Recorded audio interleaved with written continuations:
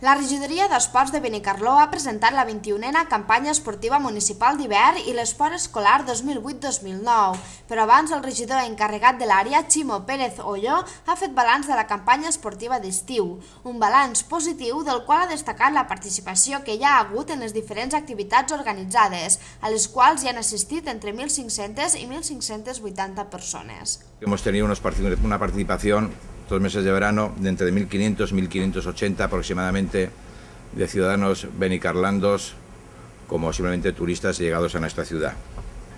Nuestra conclusión es la que la actividad física de ocio recreativa a través del medio del deporte o actividades físicas relacionadas con el deporte directa o indirectamente goza de muy buena salud. La sociedad demanda este tipo de actividades y el interés por los benicarlandos por el deporte y en actividades físicas relacionadas pues con la salud y con actividad no competitiva directamente están interesados en ella.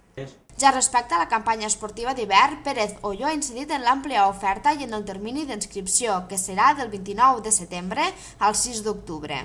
D'altra banda, el regidor d'Esports de Benicarló ha donat especial importància a l'esport escolar, iniciativa que s'ha volgut reprendre enguany.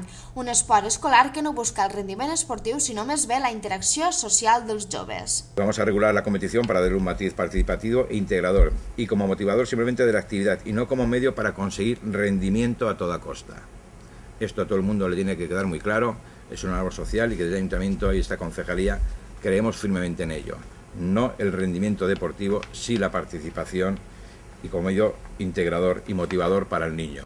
El termini d'inscripció comença aquest divendres 26 i finalitzarà el proper 8 d'octubre.